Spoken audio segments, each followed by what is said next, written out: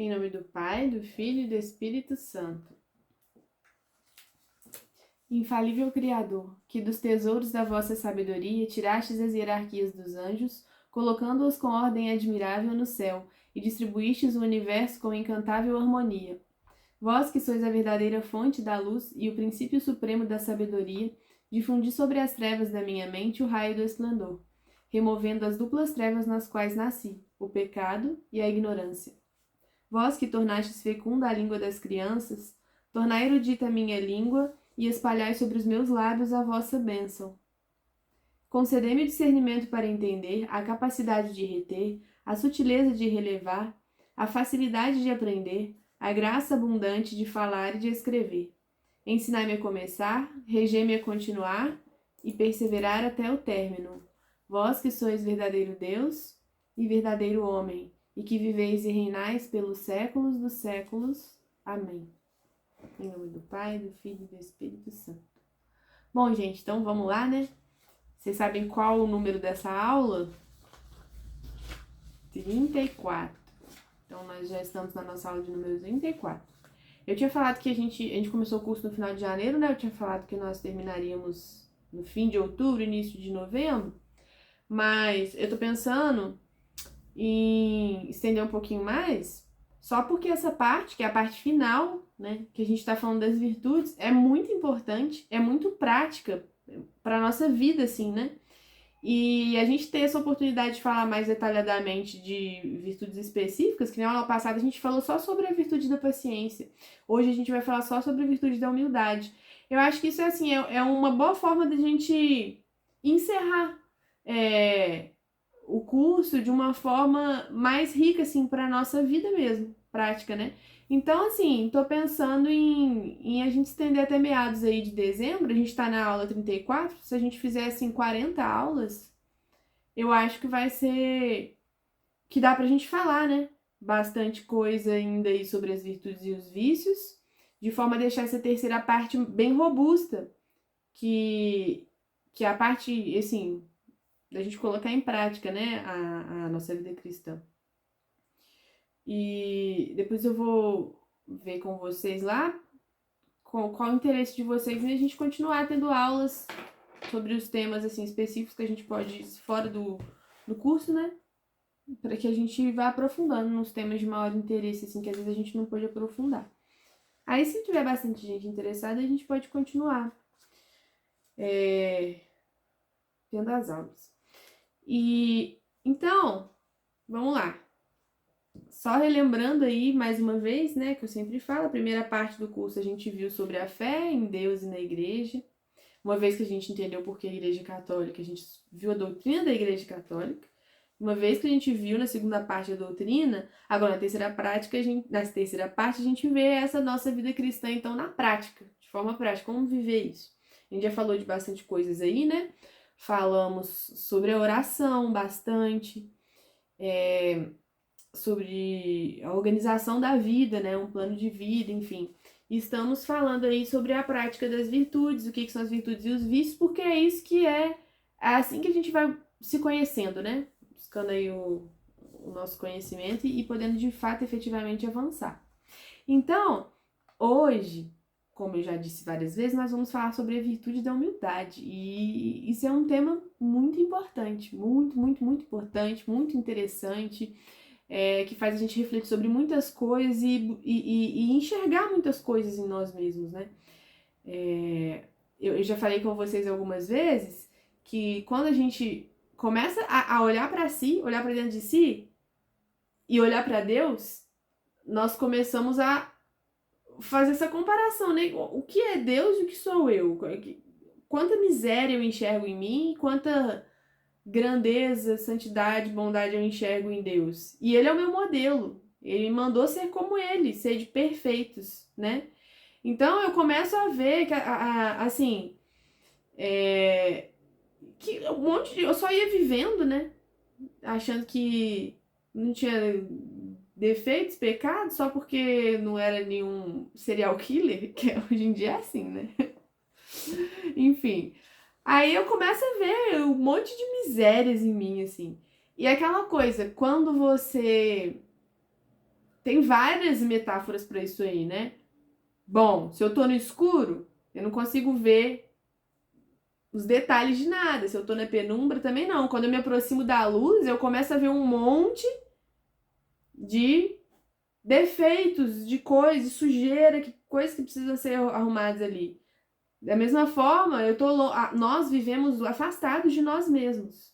Né? Quando a gente começa a buscar o autoconhecimento, entrar dentro de nós, a gente vai se aproximando. Quando a gente chega perto, que a gente vê os detalhes. Né? Outro exemplo que eu dei para vocês, no jardim da nossa alma, né? Você chega lá, eu preciso de arrumar o terreno porque Deus vai construir um castelo ali. Construir uma morada na minha alma. Eu chego, tá lá cheio de ruínas, entulhos, sujeiras e tal. O que eu faço primeiro? Eu vou tirar aqueles grandes pedaços de parede ali com guincho, né? Com a caçamba. Aí depois que eu tiro isso, eu vou começar a achar um monte de pedra, de entulho, Aí eu tiro isso tudo e vou começar a achar cisco, sujeira, que eu não vi antes. Então, às vezes, retirar esses grandes entulhos, por mais que exijam um esforço inicial maior, exige só aquele esforço, é mais rápido. Agora, limpar as minúcias e tudo, isso daí já requer tempo, insistência, dedicação, perseverança. E esse é o nosso caminho espiritual aí, né? Da prática da virtude. Então, o objetivo dessa aula é que a gente entenda um pouco melhor do que se trata essa virtude fundamental que é a humildade. Por que eu digo que a gente entenda um pouco melhor? Porque não é fácil entender o que é humildade. A gente muitas vezes acha que sabe e a gente sempre vai descobrindo que a gente não sabe ou vai aprendendo um pouco mais sobre o que é isso. E isso é fundamental. Que a gente descubra, entenda melhor e passe a amar isso daí, certo? E aí eu começo aqui citando uma passagem lá novamente da Filoteia, que fala o seguinte: a humildade é o terror de Satanás, o rei do orgulho, e ela conserva em nós a presença do Espírito Santo e de seus dons. Então, olha que coisa fundamental. O pessoal, a minha turma de Crisma, né, crismou agora nesse sábado, foi muito bonito, e algumas pessoas aqui da catequese online que eu estava acompanhando mais de perto, crismaram também. E na crisma a gente recebe, né, um turbo de Espírito Santo aí que já estava na nossa alma por causa do batismo, mas para reavivar os dons que a gente recebeu aí no nosso batismo, enfim. Então nós precisamos cultivar essa presença do Espírito Santo para que ele possa agir em nós, certo? E a gente vê que a humildade conserva essa presença do Espírito Santo em nós. E o contrário dela, que é o orgulho, não permite a ação do Espírito Santo, né? Tem uma frase que eu gosto bastante, eu falo ela assim, desde que eu me lembre, há muitos anos, e recentemente eu fui reler o primeiro livro católico que eu li, que me converteu lá quando eu tinha 17 anos. E eu vi essa frase lá, eu descobri que é de lá que ela tá na minha cabeça. A frase é assim: se não há espaço livre, o vento deixa de ser vento, assim é o Espírito de Deus. E isso traz uma reflexão muito profunda, porque espaço livre dentro de nós. A humildade é justamente esse despojamento.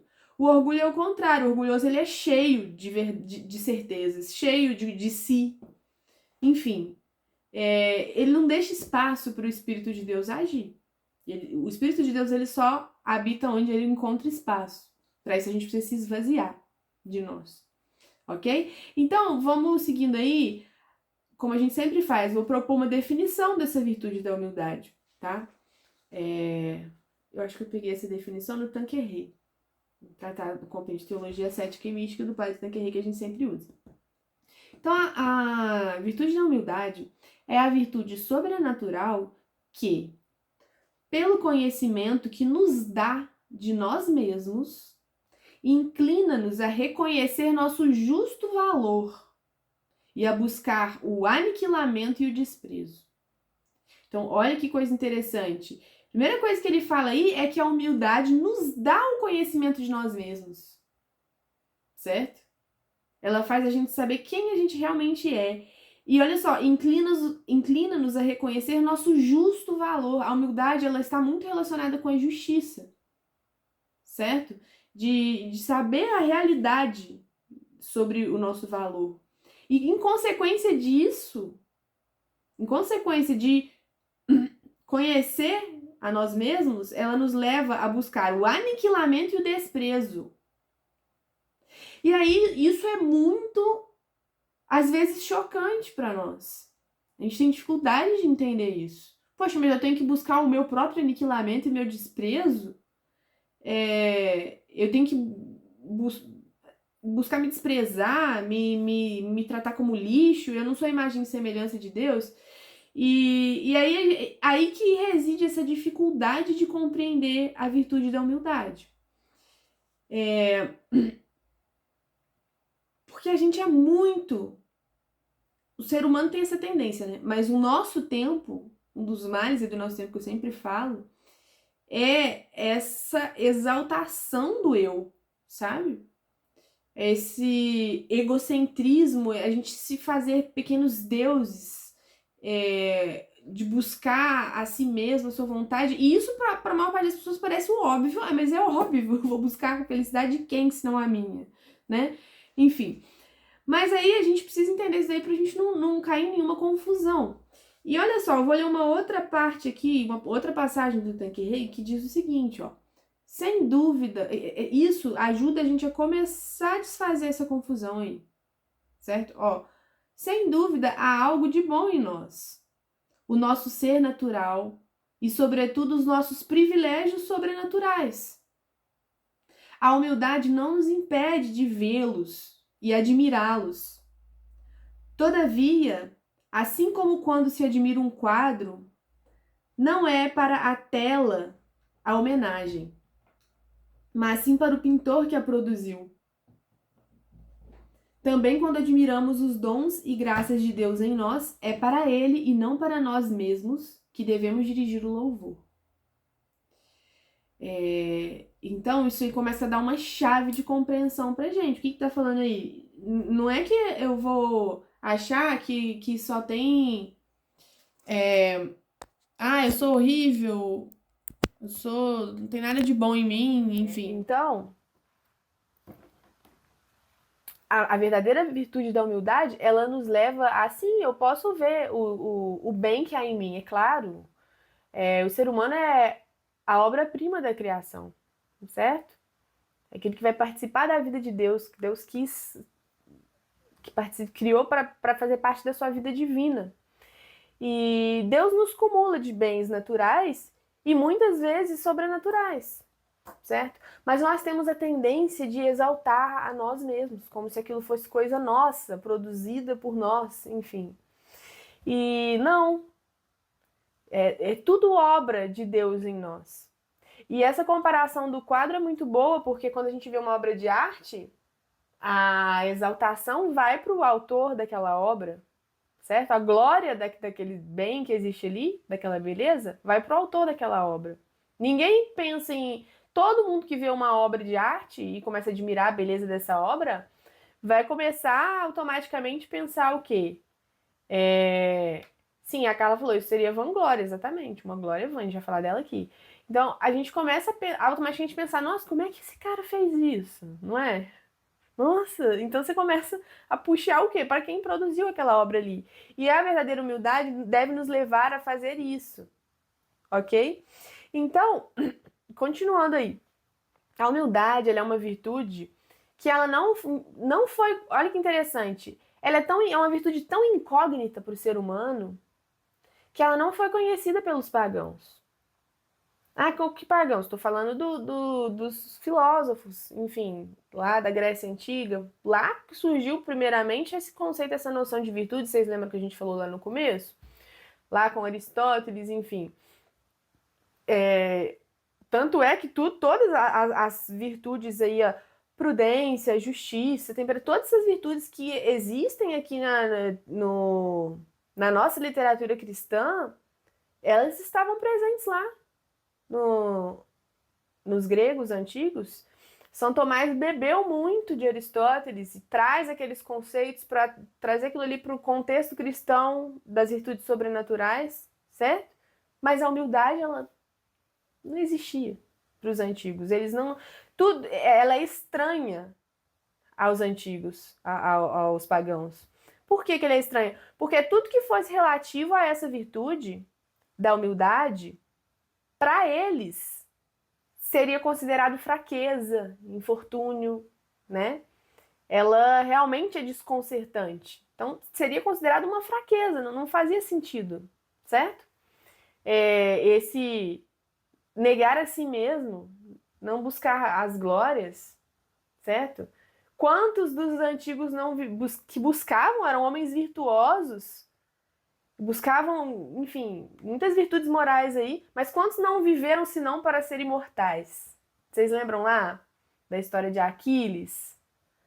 Que lembram da história de Aquiles, aquele do calcanhar, o grande guerreiro, lá da época da Guerra de Troia?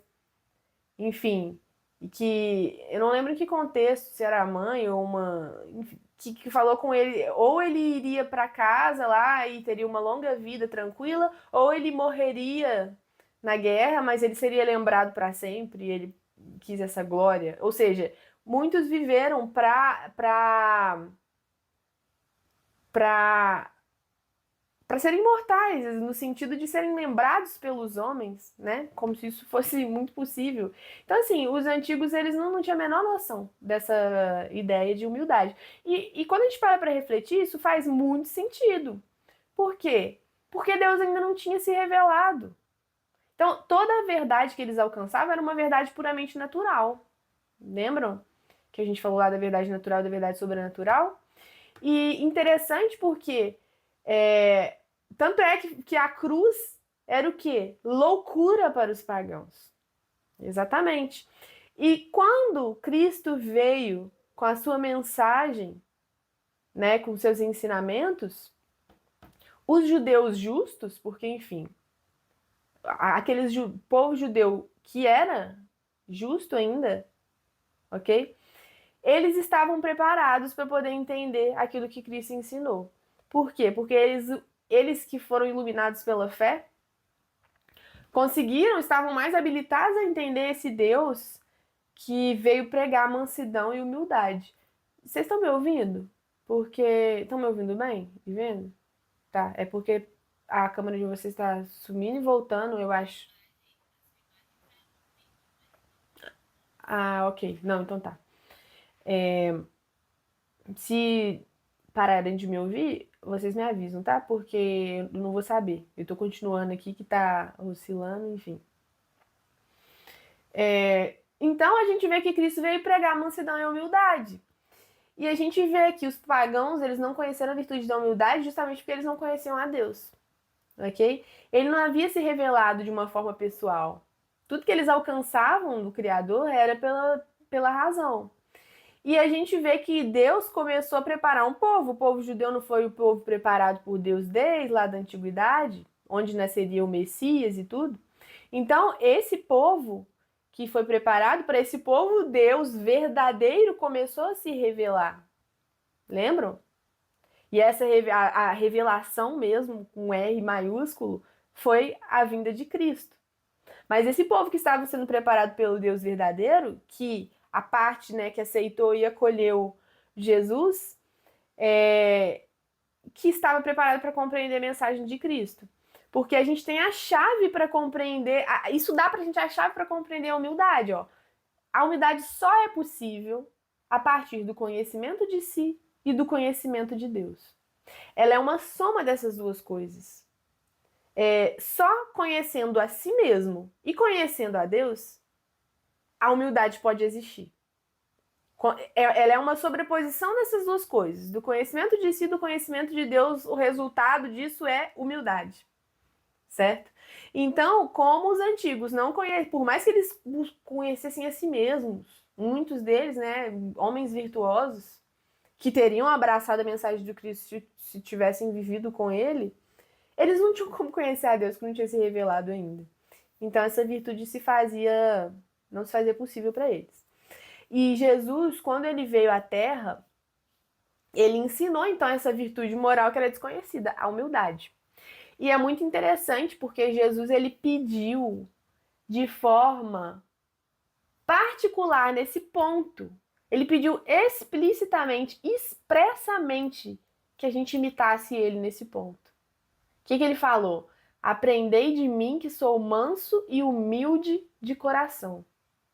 Certo? Então, para a gente não ter dúvidas, né?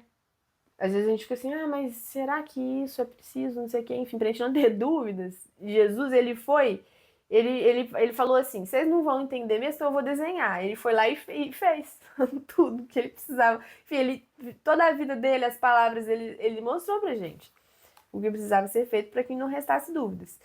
Então tá, aí vocês vão perceber que pra gente conhecer a virtude da humildade, o que a gente tá fazendo? A gente vai comendo pelas beiradas, né? Aí a gente vai se aproximando desse grande mistério, que é um grande mistério. Então, o que é essa virtude? Vamos começar agora, avançando mais um pouquinho, a conhecer a virtude da humildade a partir dos vícios que são contrários a ela. Ok? A gente vai começar aí vendo o que ela não é. Tá? Isso ajuda muito a gente a chegar nesse ponto. Porque a gente vê a definição, mas a definição não dá essa experiência disso pra gente. Agora a gente vai ver vícios que se opõem à humildade, para a gente entender o que a humildade é através dessa oposição. Primeiro vício que a gente vai ver aqui é o vício da soberba, tá? Então, no cristianismo, quando a gente fala soberba lá, o vício capital, a soberba e o orgulho normalmente são usados como sinônimos, tá? Então, enquanto vício, né? A gente vai ver que a humildade, ela é a virtude mais mal compreendida que tem. Assim como a soberba também é o vício mais mal compreendido. Aí vocês vão falar, toda hora você fala isso. Quando você falou da paciência, também falou, a paciência é uma virtude muito mal compreendida. É verdade, as virtudes no geral, principalmente essas práticas do dia a dia, essas sutis, e que na verdade permeiam todo o nosso comportamento, elas são muito mal compreendidas mesmo. Justamente por causa da nossa miséria, a gente distorce tudo. Mas vocês vão lembrar que eu falei, a paciência ela é muito mal compreendida, sim. Mas eu estou falando que a humildade é a mais mal compreendida de todas, certo? E o que faz muito sentido. Por quê? Porque a humildade, ela justamente é aquela virtude que se opõe ao vício da soberba, que também é o mais mal compreendido. E a soberba é o pecado por excelência. Qual foi o primeiro? Quem inventou o pecado? Que a gente sabe. Quem inventou o pecado? Foi Adão e Eva? Não. Foi o demônio. O primeiro que pecou, Satanás. Ele inventou o pecado. Depois ele sugeriu para os nossos primeiros pais que pecaram. Os primeiros seres humanos que pecaram foram Adão e Eva. Mas o pecado já existia. E às vezes a gente só pensa em pecados da carne, né? Ainda mais na era da devassidão. A gente só pensa nesses pecados, enquanto o primeiro e o maior de todos os pecados é o pecado da soberba. Lembram do não serviam? Esse foi o primeiro pecado. Pecado, demônio, e que é o pai da mentira, que gosta de enganar a todos. Então, logicamente, a virtude que se opõe a então, a soberba ela é a mãe de todos os vícios. Todos os pecados, todos os pecados nascem da soberba. E também as virtudes todas brotam da humildade, de alguma forma. E aí a gente começa a entender que a humildade, de onde ela vem? Ela vem de eu saber quem eu sou de verdade e eu saber quem Deus é. Ou seja, a humildade vem de eu me colocar no meu lugar e colocar Deus no lugar dele. As coisas estarem no seu lugar. Certo? Eu já falei muito isso, que a soberba, ela vem de um deslocamento que a gente tem da nossa real posição. De um desejo. A gente vê o que Lúcifer pecou, se perdeu. Ele não aceitou a condição dele de criatura. Ele não quis submeter a realidade às coisas como Deus fez. Ele não se colocou onde ele deveria estar. Certo? Então a humildade ela vem de saber quem eu sou e quem Deus é. E da mesma. Então, assim, a humildade ela é justamente a consequência de eu saber quem eu sou e saber quem Deus é. Então aí a gente começa a perceber como é que eu vou buscar a humildade. Eu vou buscar o autoconhecimento e vou buscar o conhecimento de Deus. É só assim que eu posso encontrar humildade. E a soberba, né, por paralelismo aí, ela vem, já que ela é oposta da virtude da humildade, ela vem do fato de eu não saber quem eu sou e não saber quem Deus é. Então, onde há soberba, há uma falta de conhecimento verdadeiro. A pessoa não se enxerga, entendeu? Ela não sabe quem ela é. Ela tá deslocada ali. E não sabe quem é Deus também. A pessoa que eu tô falando, todos nós. Porque em diferentes graus, em diferentes formas, porque ela tem muitas matizes, todos nós temos esse vício. Senão a gente não pecava, tá? E então, ó, vamos falar alguns possíveis frutos da soberba. Que ela, como eu disse, ela tem muitas facetas. Querer ter poder, certo? Ou seja, seja feita a minha vontade. Porque a gente tem que tomar cuidado com a nossa cabeça, ela tem imagens. A gente fala algumas coisas, ela nos transfere para determinadas imagens. Igual eu falei lá, eu falo, paciência. A gente já pensa assim, não brigar com os outros, não vou gritar com ninguém. Não é só isso, certo? Então, a soberba a gente querer ter poder. Aí você fala querer ter poder, você pensa assim, eu não quero ser Napoleão Bonaparte, dominar os impérios. Não é isso, gente. Todas as vezes que eu quero que a minha vontade seja feita, eu quero ter poder, certo? Se eu não aceito que as coisas não são como eu queria, como a minha vontade deseja, eu me estresso, eu me indigno, às vezes com coisa idiota. Às vezes a gente fica estressado. E se você for buscar a raiz aí daquele incômodo, você vai ver que é porque as coisas começaram a sair diferente do que você queria que elas saíssem, simplesmente. E como você é o rei do mundo, você se inquieta, certo? Porque a sua vontade não está sendo feita. Isso se verifica muito nas relações humanas, tá? Outra fruto da soberba aí, não aceitar a realidade. E, nossa, e isso assim é uma das coisas mais evidentes na nossa sociedade hoje. Porque acho que uma das marcas da nossa sociedade hoje, do momento que a gente vive, é isso. A não aceitação da realidade. Que é uma marca viva da soberba. É aquilo que Lúcifer fez. Isso é muito triste, porque a gente vê a nossa sociedade, enfim, essencialmente desse jeito, sabe? E a gente demonstra isso quando a gente pensa muito num conceito de ideologia que eu já trouxe para vocês, porque a gente está no tempo da ideologia, ninguém nem aguenta mais, você já tá cansado já, né? Cada hora é uma diferente. Enfim, ideologia pode ter diversos conceitos. Eu estou falando novamente, eu já falei isso para vocês, daquele conceito de ideologia que o filósofo nosso contemporâneo Eric Wagner propõe, que é o quê? O ideólogo é aquele que ele quer pegar a realidade e adequar a sua ideia, e não o contrário. O verdadeiro filósofo, ele olha para a realidade e tenta entender a realidade, ou seja, ele tenta adequar a sua ideia à realidade. O ideólogo, ele tem uma ideia, eu acho que o mundo deveria ser assim. E aí ele quer catar a realidade e transformar na ideia dele. E isso é o que a gente vive. Basta você ver, enfim, ideologia de gênero. Não. Eu sou, enfim, eu quero ser mulher e acabou. Seja feita a minha vontade. Eu não me submeto ao fato de que eu nasci assim, certo? A gente chega a esses extremos aí. Isso é um transbordamento da soberba, né? Na nossa vida, de eu não aceitar as coisas como elas são. Outro fruto da soberba, lamentar a própria condição. Em que sentido isso? Eu me espanto muito com as minhas misérias. E isso agora, né, nós que estamos buscando caminhar na vida espiritual, isso é uma coisa que aparece muito pra gente. Por quê? É aquilo que eu falei. Agora eu vou buscar a santidade. Aí eu vou lá e olho pro entulho lá do meu terreno, da minha alma. Aí eu começo a tentar tirar as coisas, não dou conta, elas caem de volta, enfim, demora. E aí eu me desanimo, assim, eu fico muito chocada, às vezes até nervoso, irritado com a minha própria dificuldade, com o pecado que eu vejo em mim, com as minhas quedas.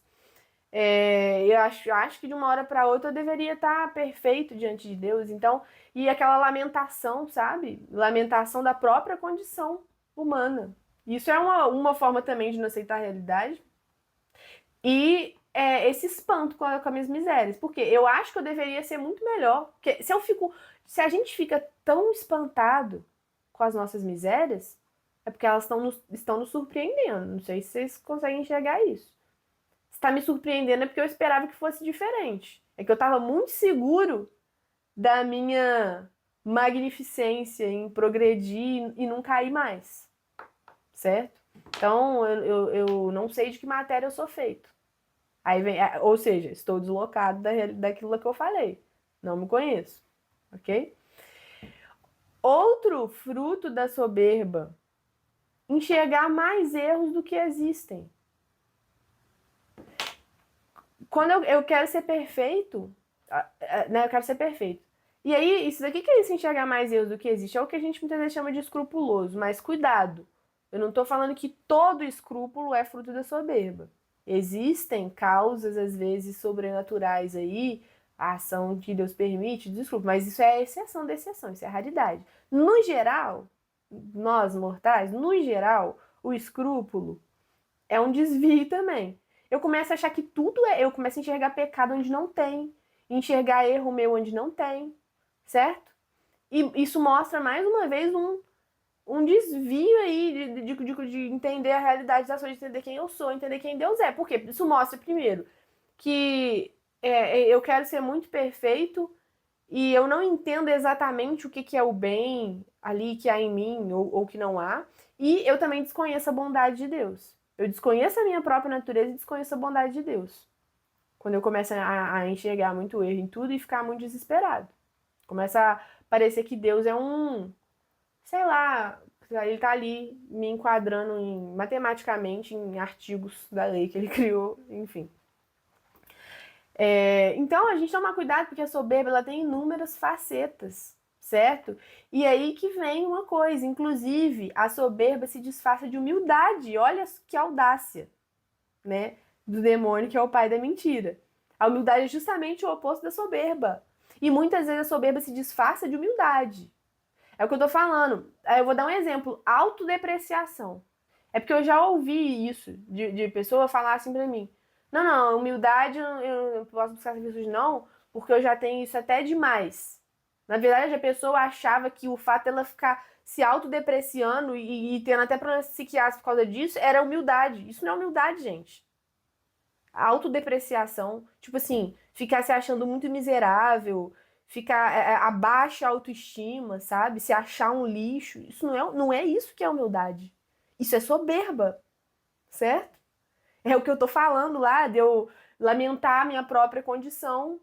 Eu ficar, eu sou assim, mas eu queria ser assim, assim, e ficar me projetando e me olhando e me desgostando de mim mesmo. E isso não tem nada a ver com humildade, tá?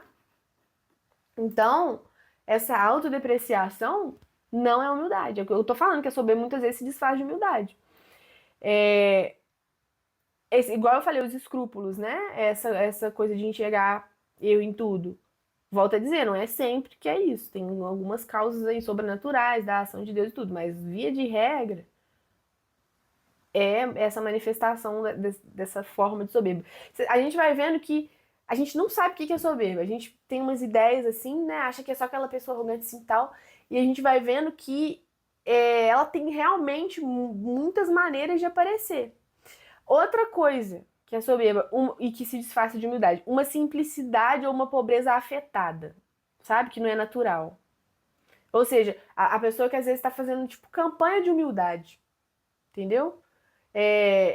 Ela tá, como é que eu vou dizer? Se apegando às vezes a determinadas exterioridades, estereótipos, para dizer que aquilo é humildade. Aí se apega a formas de falar, a formas de viver, a ficar exaltando determinadas coisas, sabe? E a gente vê muito disso hoje.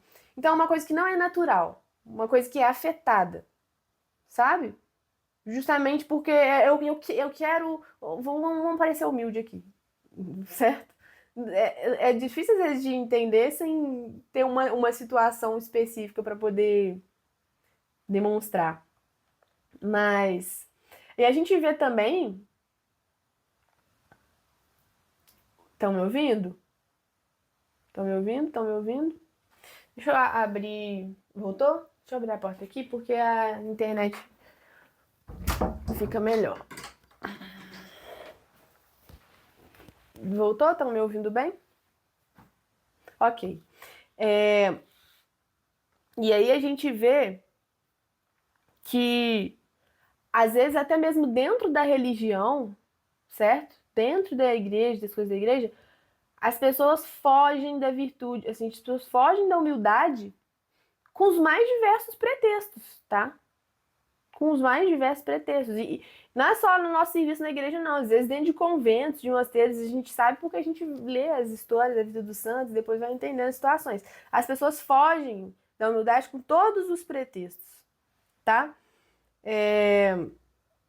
Até, às vezes, usa até exemplos da vida dos santos de maneira isolada e descontextualizada para justificar determinadas atitudes ou para justificar a sua aversão a determinados acontecimentos em que a pessoa se sente, enfim, ultrajada e tudo, e quer, enfim. Então a gente vê que todo pecado vem da soberba. E que a soberba se opõe à humildade. E que por isso faz todo sentido que a humildade seja a virtude mais mal compreendida. Porque, afinal de contas, é justamente a existência desse desvio em nós, do nosso justo valor, que é a fonte do pecado. Certo? Não sei se ficou muito confusa a gente tentar falar da soberba através desses exemplos, porque também é muito difícil de entender. Mas a gente vai passar agora para o outro vício que é filho da soberba, que é a vanglória, certo? E isso daí é muito importante da gente entender, para a gente entender como que isso se opõe a um espírito de humildade, ok? Então, o que é a vanglória? Ela é o que o nome diz, é uma glória vã, ou seja, não é verdadeira. Então, a vanglória é o quê? A Carla falou que tá lendo São Padre Pio, ele se deprecia muito.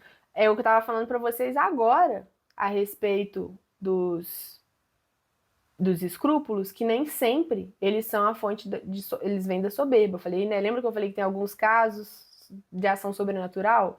O Padre Pio é um excelente exemplo disso. O Padre Pio ele teve ataques de tentações fortíssimas que envolviam escrúpulos. Então ele teve um período de grande sofrimento lá no início da vida religiosa dele, que ele teve escrúpulos. Santa Teresinha teve a doença dos escrúpulos também. Mas é o que eu tô falando, neles que já estavam dentro lá do caminho da santidade, isso daí não é algo que é uma faceta da soberba. Por isso que eu disse que os escrúpulos e essa autodepreciação, se ela não está dentro de um contexto de santidade ali, elas, grande parte das vezes, elas são frutos de uma soberba secreta ali, enraizada, desse deslocamento da gente se conhecer, certo?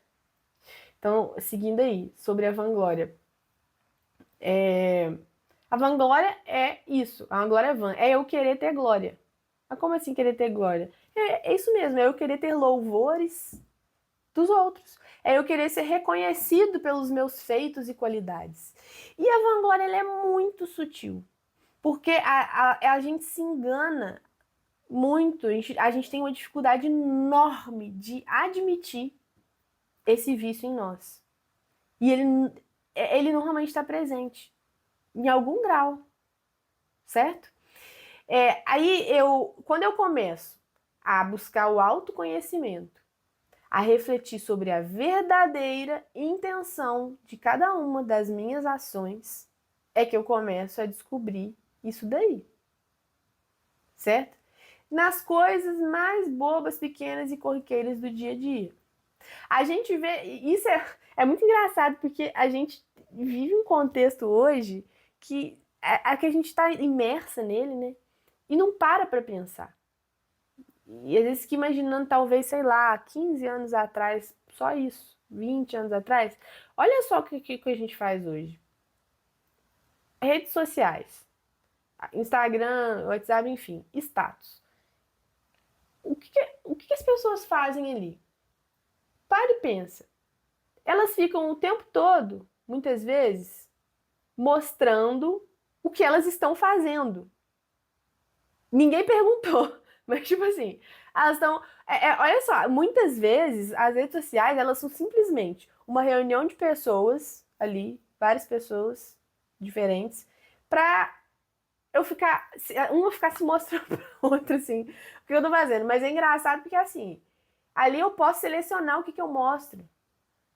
Eu posso dar eu posso criar ideias das coisas para as pessoas que muitas vezes é muito diferente da mim, do meu sentimento, da minha realidade. E qual é a finalidade disso? Lá no, assim, se eu parar e ficar realmente refletindo, tá, mas o que eu tô. Porque, gente, a gente não pensa que nossa cabeça é uma televisão ligada de vozes que às vezes a gente faz as maiores conjecturas assim. Que aí, se a gente parar pra pensar, a gente vai pensar, olha o que eu penso e eu nem me dou conta. Tipo assim, eu penso em várias pessoas quando eu faço algumas coisas, quando eu vou me arrumar pra sair de casa, sabe?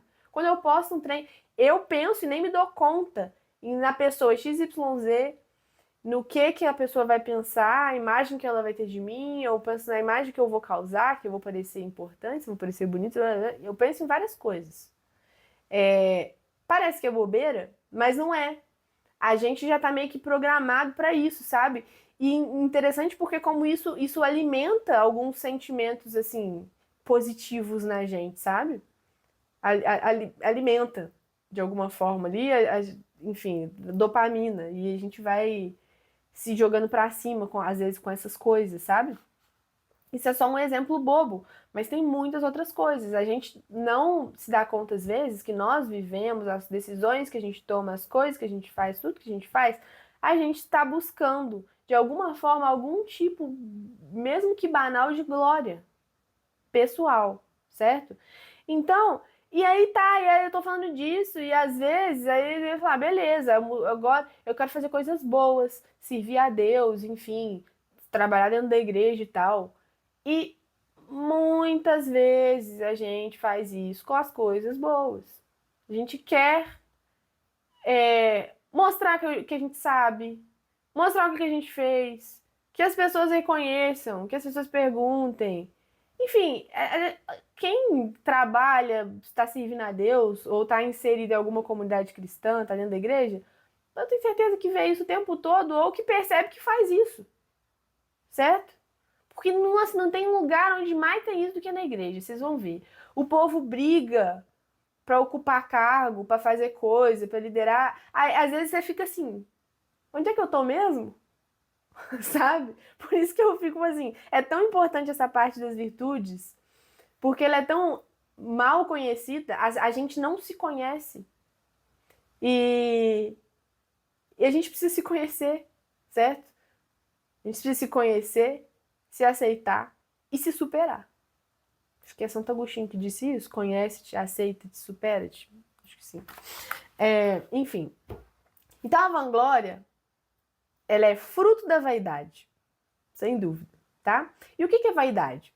A vaidade, outra palavrinha que já remete pra gente. Você pensa, vaidade, aí você pensa a mulher lá passando batom, se maquiando, se olhando no espelho. Como se vaidade dissesse respeito somente à minha aparência e fosse uma coisa só de mulher. As pessoas automaticamente na nossa cabeça isso, certo? E a vaidade, ela é querer mostrar as próprias supostas qualidades, certo? Com a intenção de ser aplaudido e glorificado por elas. Ainda que sutilmente. Ainda que um elogiozinho aqui, um reconhecimentozinho ali, certo? Às vezes a gente vai falar, mas o reconhecimento das coisas boas que a gente faz ajuda a gente a querer melhorar. Gente, eu não estou negando isso, mas a gente está buscando a perfeição. Isso que eu estou falando, isso se manifesta em diferentes graus e nos domina. Na medida que a gente avança e tá. Qual é o nosso objetivo aqui? Não é simplesmente ter um sucesso no mundo, viver bem nessa vida. Não é. Vamos voltar a alguns passos atrás, volte algumas casas, né? Nós queremos buscar a santidade. É por isso que a gente está aqui. O cume da vida cristã é a santidade. esquecer de mim, pensar em Deus. Deus permeie tudo na minha... Ele é a razão da minha existência, Ele é a razão de tudo que eu faço. De verdade. Não sou eu a razão. A gente tem tanta necessidade disso para agir, desses reconhecimentos. Isso é um impulso para a gente, porque a gente só olha para si mesmo. E a gente é assim mesmo. Mas a gente tem que buscar sair de si. Certo? A gente tem que buscar fixar os olhos em Deus. É isso que os santos fizeram. E nós temos que buscar a santidade. Ninguém está liberado de dizer, mas ele era santo. Eu não, você não é, mas você devia estar tentando ser. Certo? Então, eu tenho que morrer tentando. Ok? Então, esse é um ponto muito importante.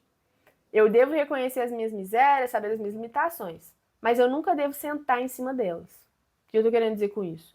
Eu nunca devo arrumar como desculpa para não fazer o que eu posso, aquilo que é muito elevado que eu ainda não posso. Eu não posso me acomodar. Eu tenho que estar olhando para cima, para o alvo, para a meta, sem olhar para trás, certo? Então, a gente vê que a loucura da vaidade humana, ela se gloria de muitas coisas. Muitas coisas. A vaidade humana se gloria de riqueza, de roupas, do nascimento, ou seja, das suas origens, da beleza, do conhecimento. E não só disso, isso é mais fácil a gente ver, que as pessoas mundanas normalmente se gloriam disso, mas se gloriam também das boas obras. As pessoas estão buscando fazer o bem. A vaidade humana faz com que as nossas obras sejam todas manchadas. Certo? E não é pra gente deixar de fazer as boas obras porque a gente é miserável e tem um monte de vaidade no meio, não. A gente vai fazendo e vai melhorando e vai pedindo para Deus purificar a nossa intenção. Certo? Então, as nossas boas obras, a vaidade humana também se gloria das suas boas obras. E também, inclusive, das suas supostas virtudes. E por que eu digo supostas? Porque a gente vê que aonde não há humildade, não existe verdadeira virtude. Certo?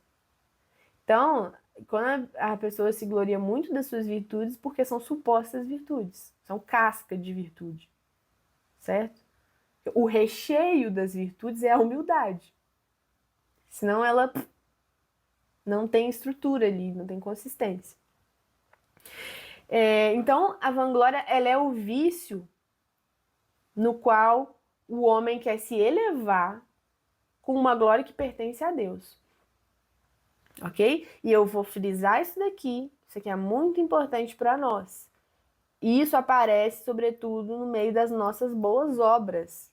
A gente, às vezes, fecha o olho para isso. A gente só olha, eu larguei a vida de pecado lá no mundo.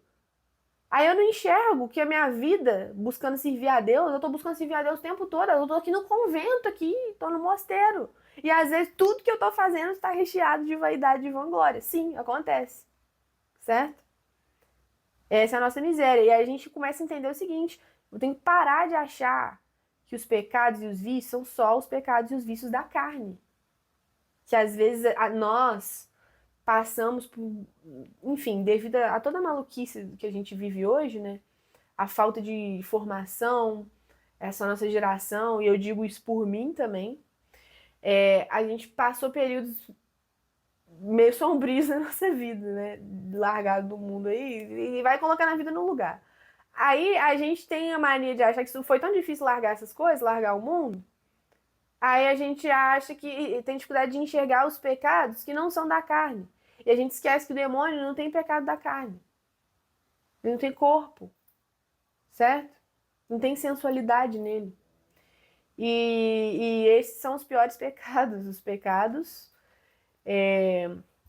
do espírito, né? Enfim.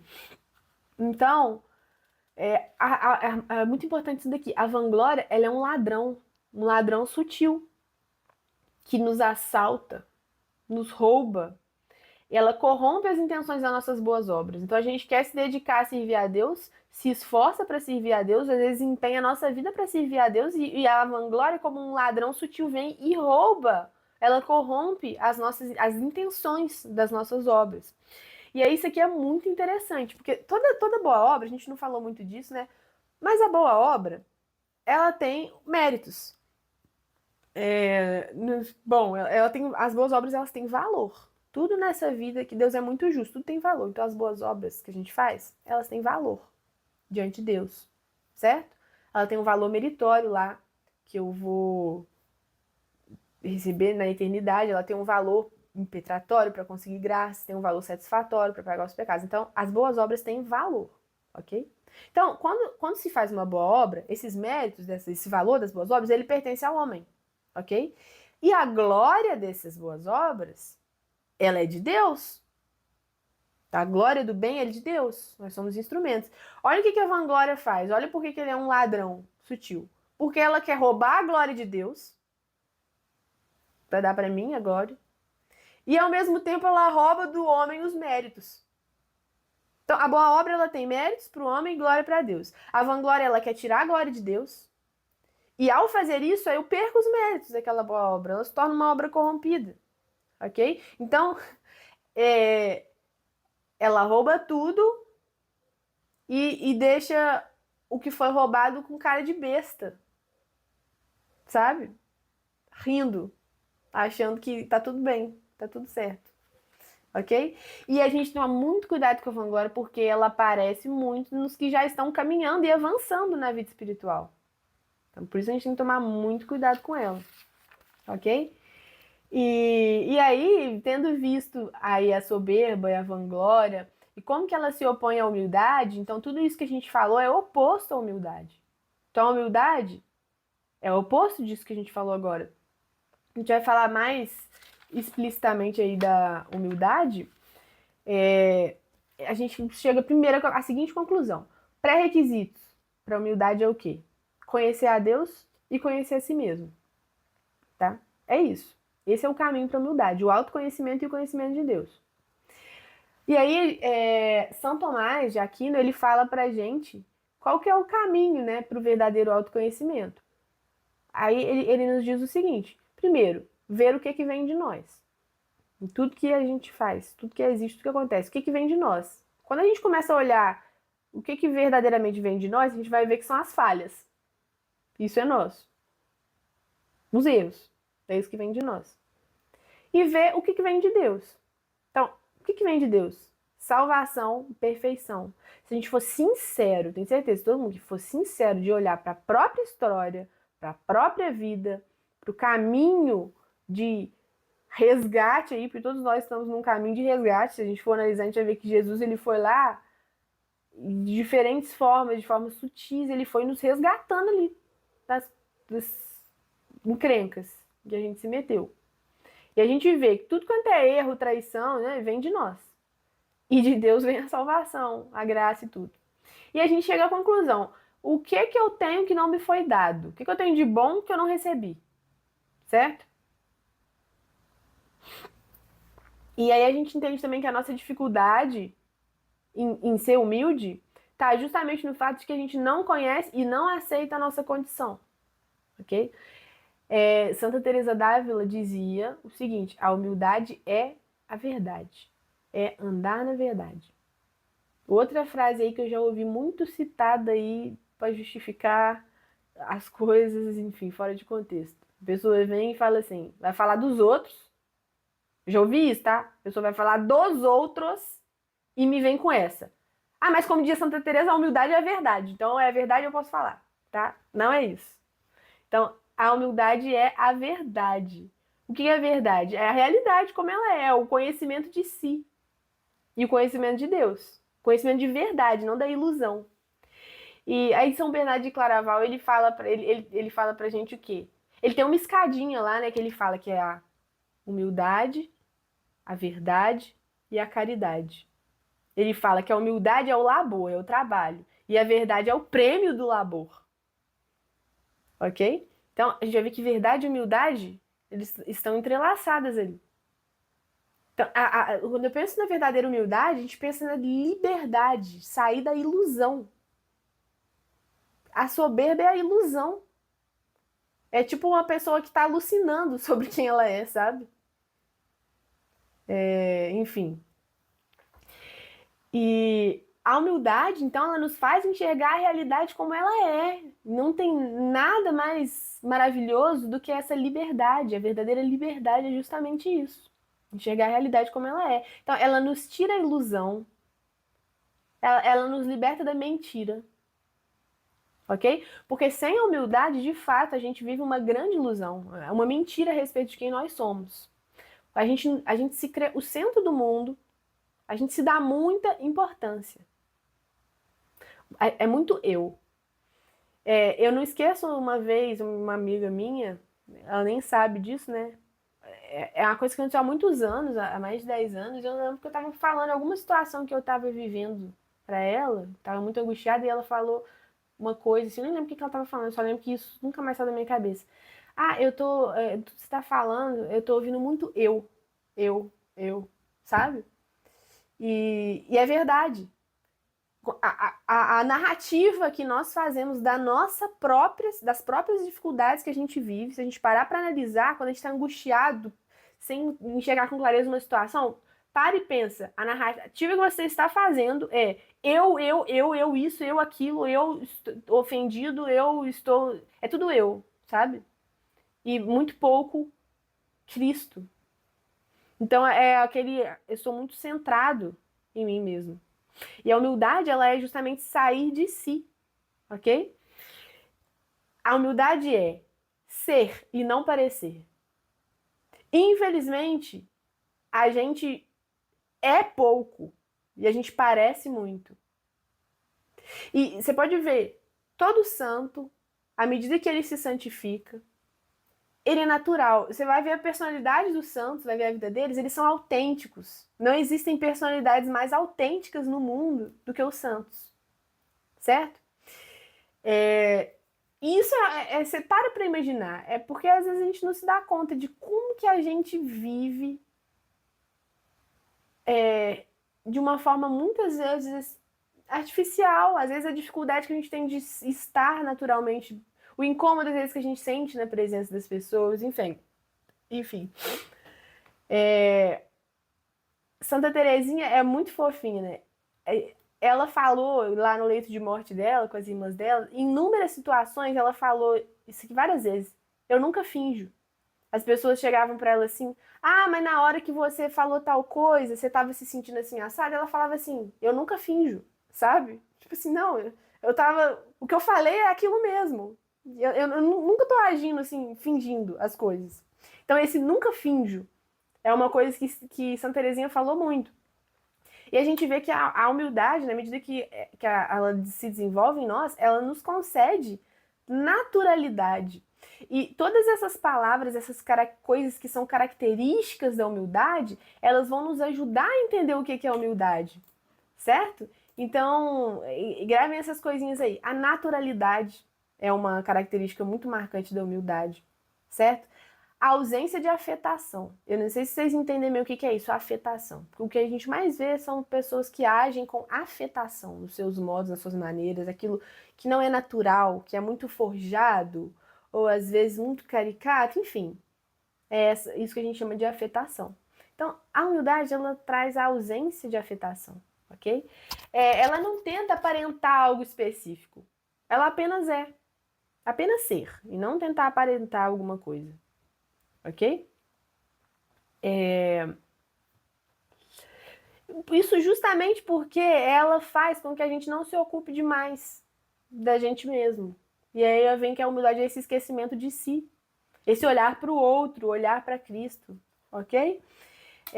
Então, um dos frutos da humildade, a espontaneidade. Certo?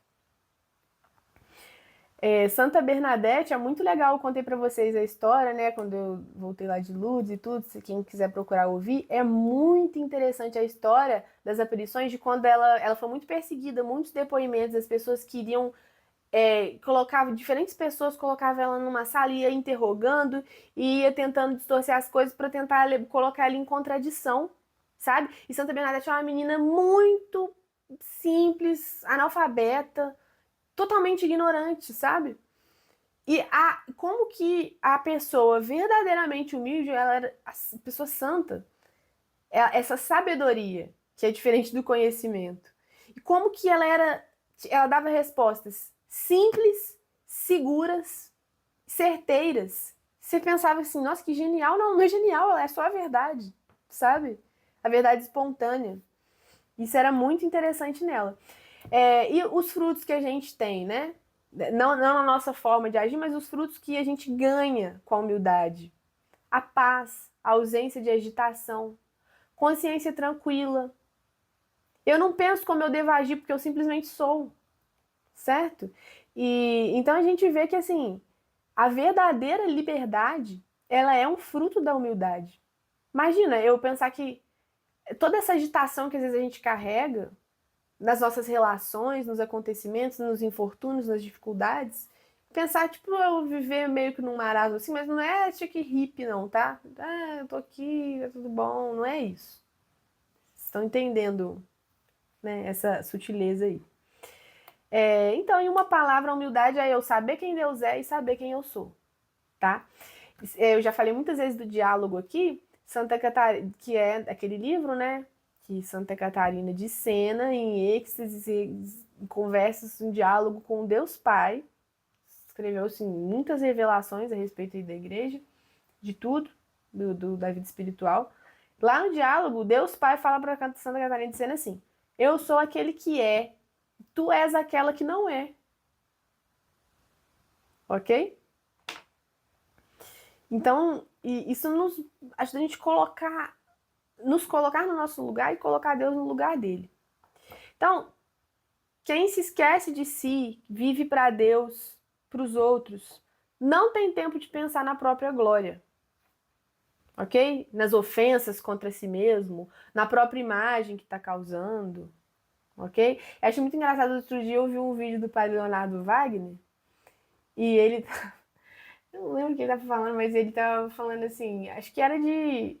Não sei se era de escrúpulo, eu sei que era de minhoca que as pessoas têm na cabeça, assim. Ele estava falando das minhocas que as pessoas têm na cabeça. Ele falou assim, que Santa Dulce lá dos pobres cuidando deles, por que ela falava assim, minha filha, ela tava lá, ela não tinha tempo de ter essas minhocas que você tem na cabeça, porque ela tinha que cuidar de um monte de doente e tudo. Então é isso de quando a gente está servindo a Deus e aos outros, não diminui o tempo da gente cultivar as minhocas que existem na nossa cabeça. Então, enfim. E aí, às vezes, a gente vê aquelas vó, nossa, né, com 10 filhos lá, no fogão e tudo. Às vezes ela não tinha muito tempo de ficar triste, sabe? Porque não dava tempo mesmo. Ela tava o tempo todo ali, enfim, trabalhando. E a gente. Então, a gente não deve se surpreender com as ofensas e contrariedades que a gente recebe, certo? A gente viu lá que o paciente, a pessoa paciente, ela suporta. A paciência faz a gente conseguir suportar as ofensas, as contrariedades, as dificuldades. A pessoa humilde, ela não se importa. Olha só. O humilde suporta. Ó, o paciente suporta. O humilde, ele não se importa. À medida que você... cuidado, tá, gente? Isso não é binário, não. É 0 ou 1. Sou humilde ou não sou humilde. É um longo caminho. A gente vai melhorando. Certo? A gente vê que às vezes coisas que a gente dava muita importância a gente já não dá mais. Mas tem outras que a gente dá e daqui a um tempo a gente vai ver que a gente já conseguiu melhorar um pouco, a gente não dá mais. Então, o humilde, ele sabe que ele não deve esperar nada das criaturas. Olha como que o conhecimento de quem é Deus, de quem eu sou, quem são as criaturas, faz com que a gente vá crescendo em humildade. Porque existem muitas formas de eu me desprezar e desprezar os outros. Porque, olha só, isso é muito sutil a diferença. Eu devo desprezar a mim mesmo, desprezar as criaturas e olhar só para Deus. Mas é um tipo de desprezo que é o desprezo no seguinte sentido: eu não devo colocar a minha esperança naquilo, nem buscar a minha glória, nem achar que a minha felicidade vai vir dos outros. Mas eu devo amá-los apaixonadamente, com amor cristão. Entenderam? Então, existe uma forma em que eu desprezo a opinião dos outros, não por vaidade ou por soberba ou por arrogância, mas sim porque eu sei que só Deus sabe a verdade. Ok? Então, o humilde, ele sabe que ele não deve esperar nada das criaturas. Por quê? Porque o juízo das criaturas é instável. Instável. Os homens, as pessoas, hoje elas pensam uma coisa, amanhã pensa outra. Hoje quer uma coisa, amanhã quer outra. E aí eu só vou ficar me decepcionando. Mas não só por isso. Porque o juízo das pessoas, ele é instável. Não é simplesmente por maldade das pessoas, não. Ah, porque elas são inconstantes. Sim, mas não é por maldade. É inerente à própria condição humana. E a gente já falou isso. Que existe uma solidão que ela é inerente à natureza humana. Certo? Nós temos uma inteligência discursiva, uma comunicação discursiva. Nós somos igual o anjo, que eu vou comunicar para o outro ali tudo que eu estou sentindo e pensando. Não, é um trabalho que dá para você começar a explicar e para o outro não entender nada, nem você mesmo entende o que está falando. Então, assim, a gente tem uma certa prisão, assim, pessoal, né? Existe uma solidão inerente à natureza humana. Então, os outros, eles nunca vão saber o que se passa dentro de você. Cada pessoa é um universo.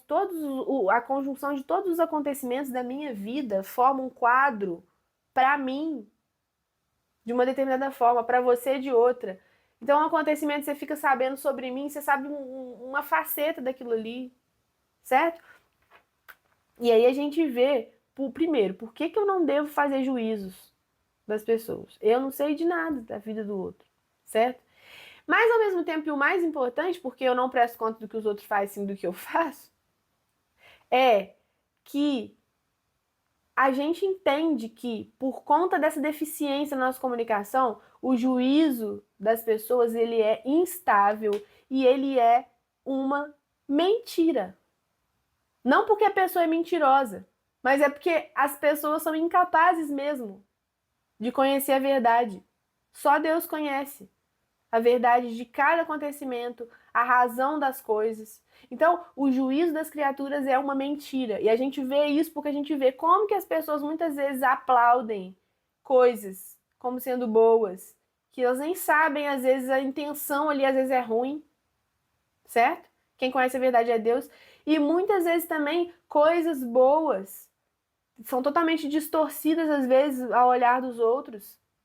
E as pessoas recebem um mau juízo. Então eu preciso me convencer de que a opinião das criaturas é uma mentira.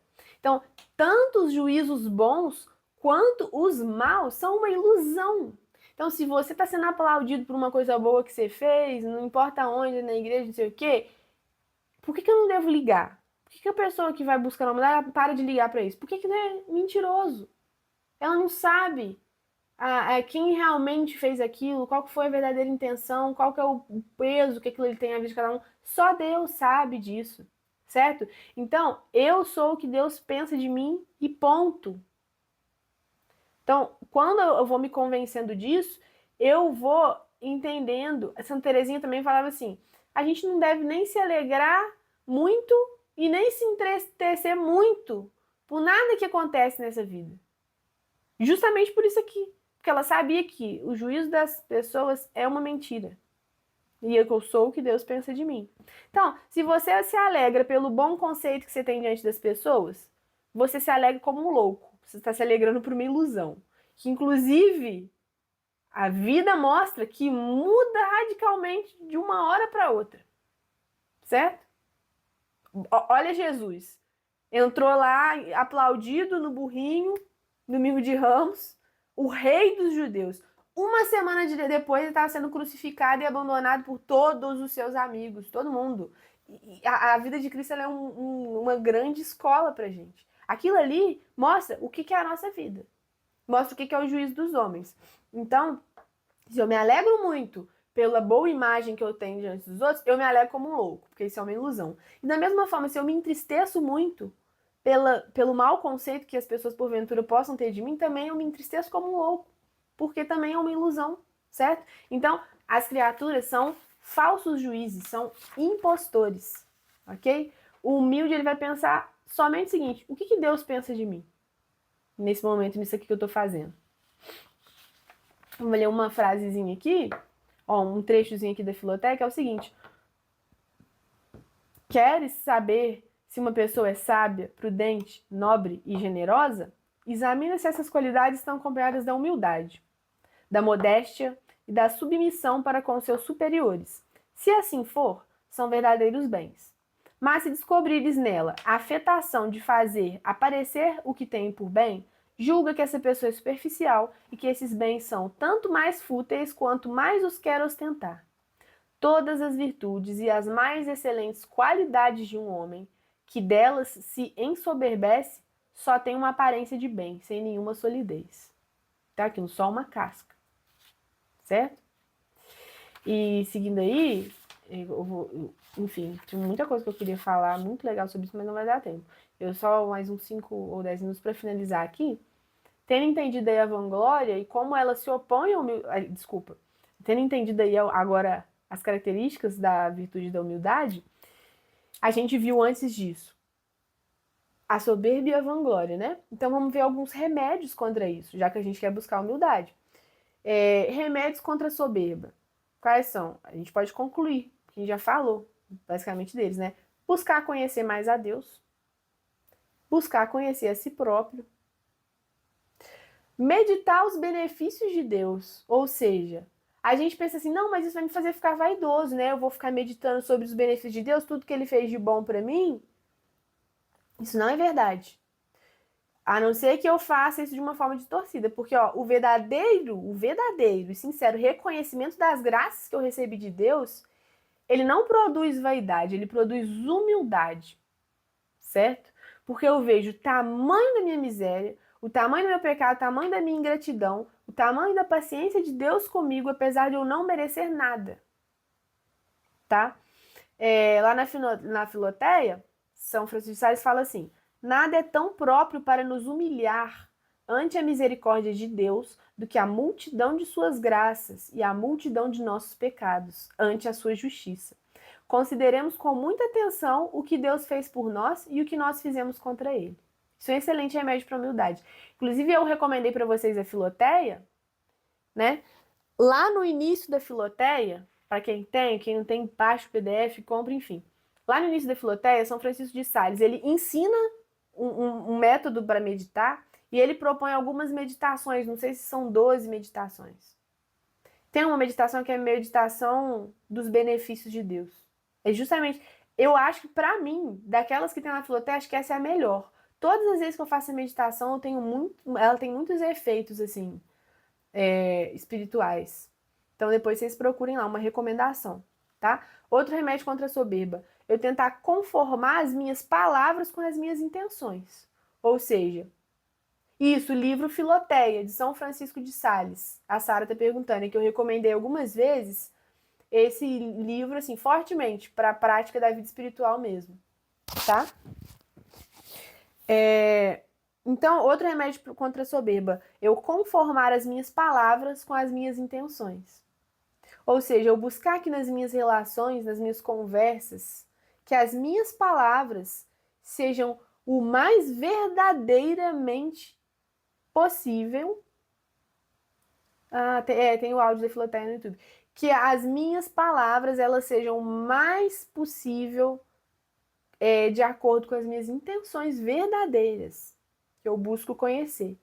Ou seja, eu falar com a maior veracidade possível. Cuidado, tá, gente? Eu não tô falando que é pra sair falando pros outros tudo que dá na cabeça, não.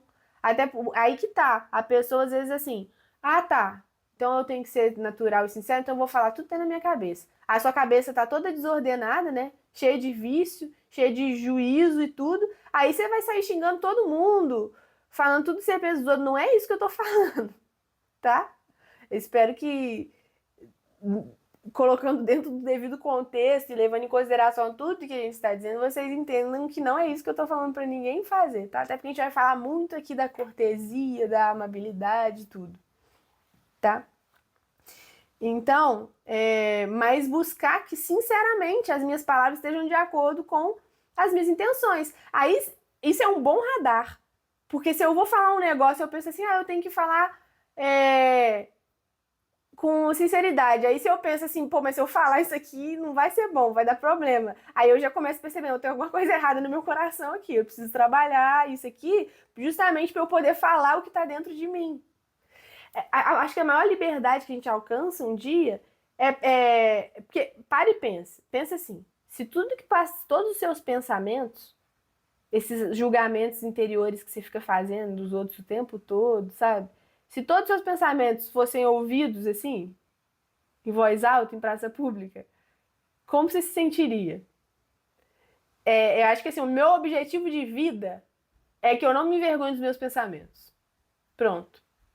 Se um dia eu chegar ao ponto de pensar assim, não, os meus pensamentos, aquilo que vem do meu coração espontaneamente, a respeito das pessoas, a respeito de mim mesmo, se as pessoas ouvirem, eu não vou me envergonhar.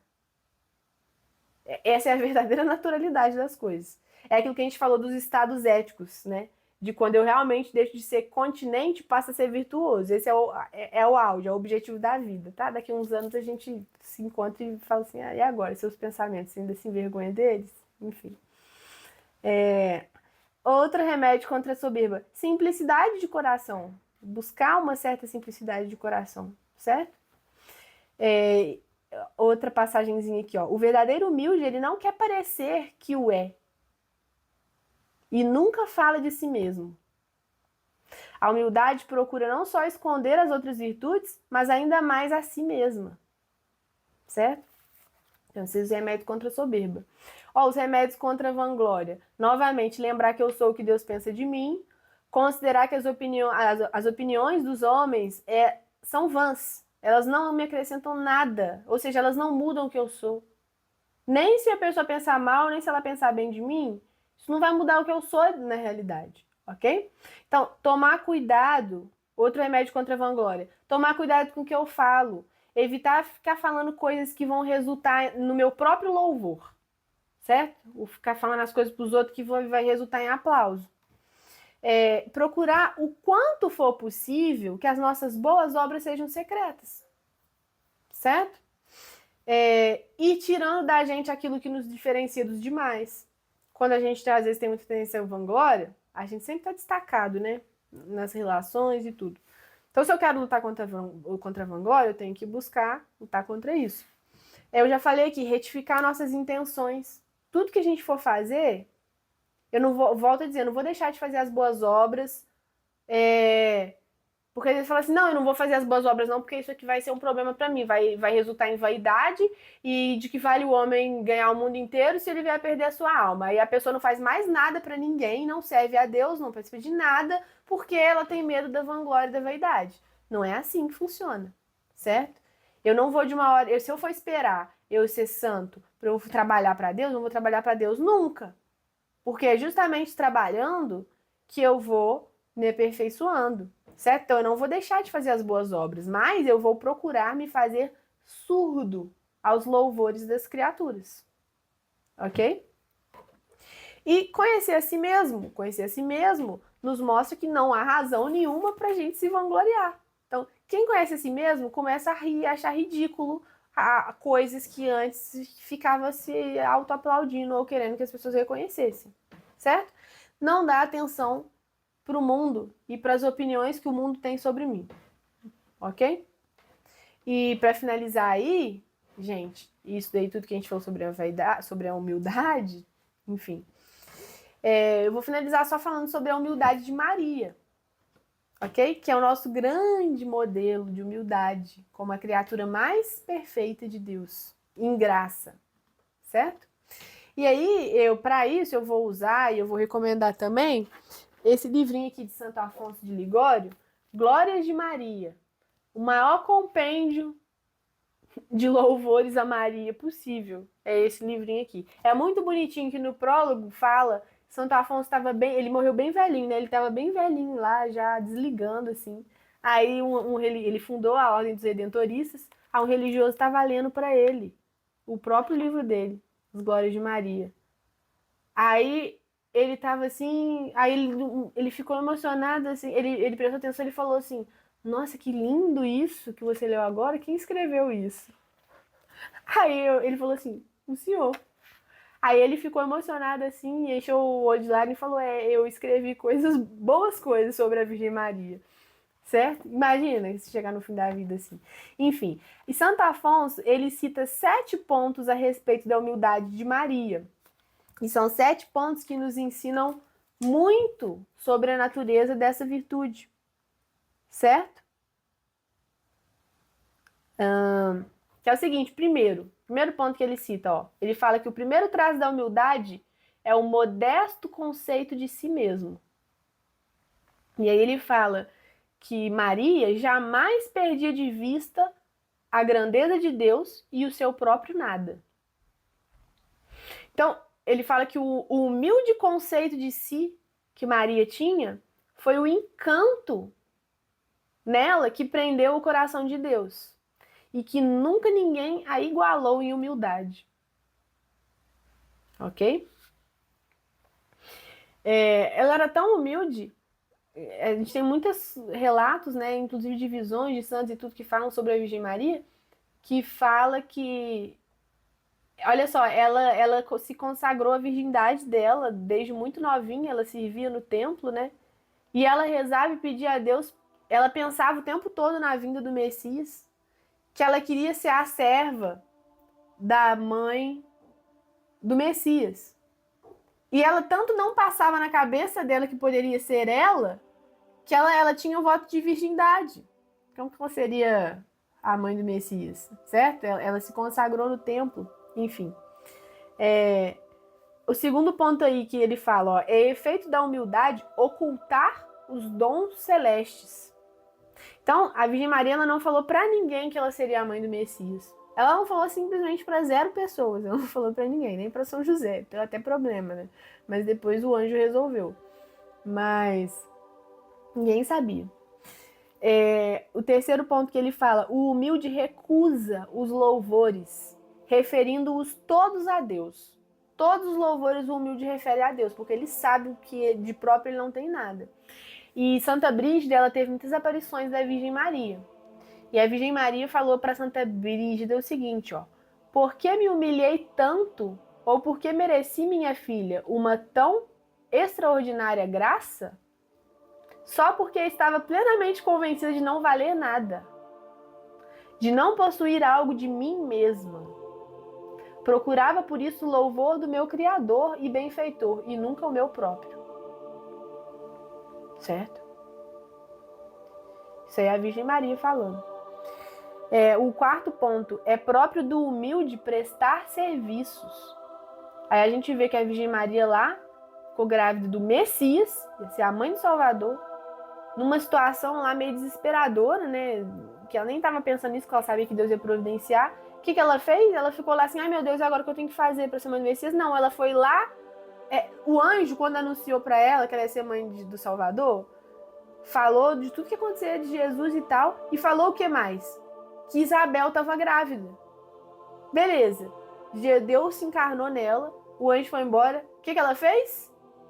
De tudo que ele falou, de tudo que estava acontecendo de grandioso com ela, a única coisa que moveu ela foi aquilo que não dizia respeito a ela.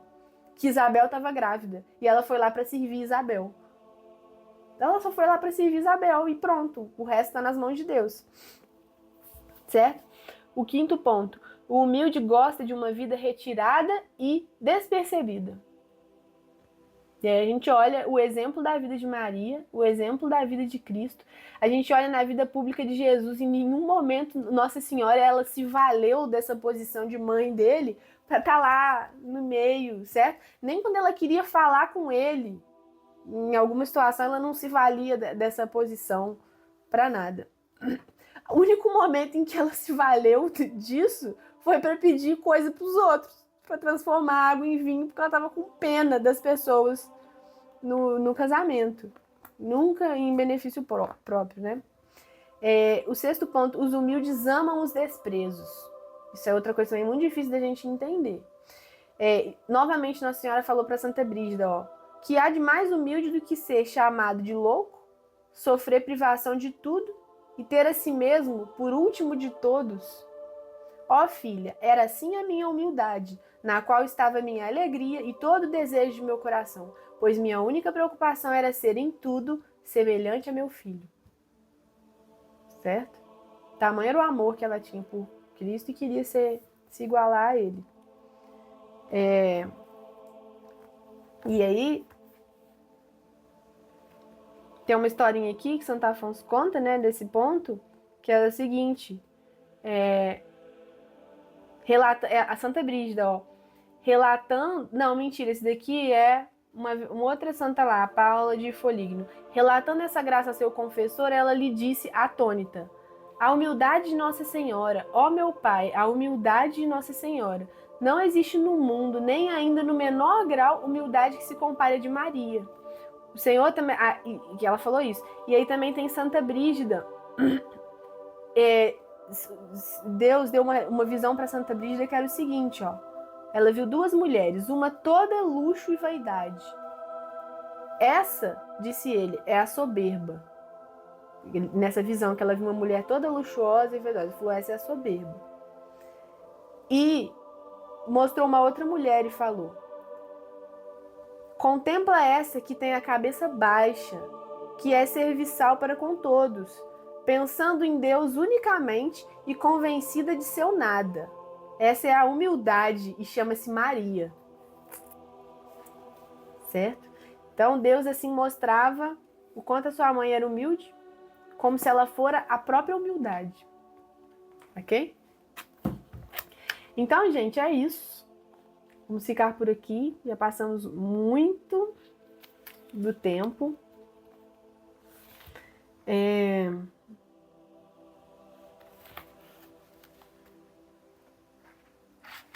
Passamos muito do tempo. André, quer falar?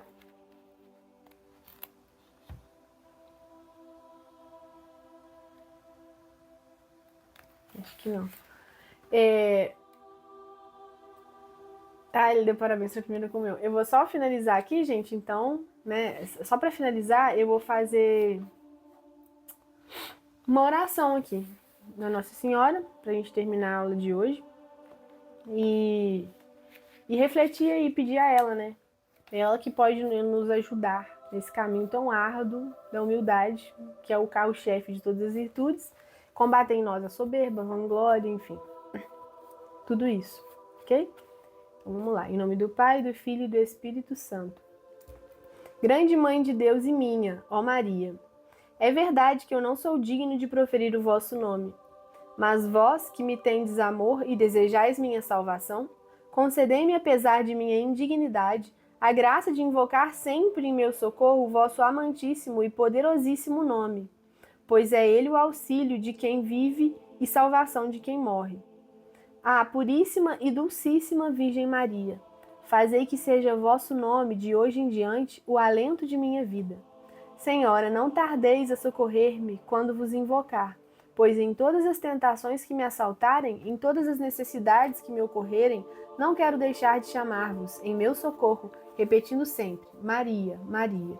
Assim espero fazer durante a vida, assim espero fazer particularmente na hora da morte, para ir depois louvar eternamente no céu vosso querido nome, ó clemente, ó piedosa, ó doce Virgem Maria. Ó Maria amabilíssima, que conforto, que suavidade, que confiança, que ternura experimenta a alma só com nomear-vos, só com pensar em vós. Dou graças ao meu Deus e Senhor, porque vos deu, para meu bem e minha utilidade, esse nome tão doce, tão amável e tão poderoso. Mas, Senhora, não me contento só com proferir vosso nome, quero proferi-lo com amor. Quero que o vosso amor me leve a invocar-vos a todo instante, para que eu possa exclamar com Santo Anselmo: ó nome da Mãe de Deus, tu és o meu amor. Ó minha querida Maria, ó meu amado Jesus, fazei que vivam sempre em meu coração e no de todos os vossos dulcíssimos nomes.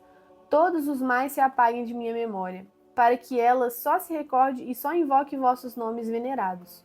Ó Jesus, meu Redentor.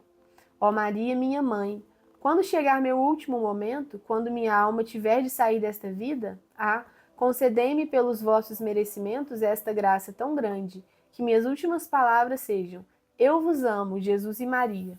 Jesus e Maria, eu vos dou meu coração e minha alma. Em nome do Pai, do Filho e do Espírito Santo. Amém.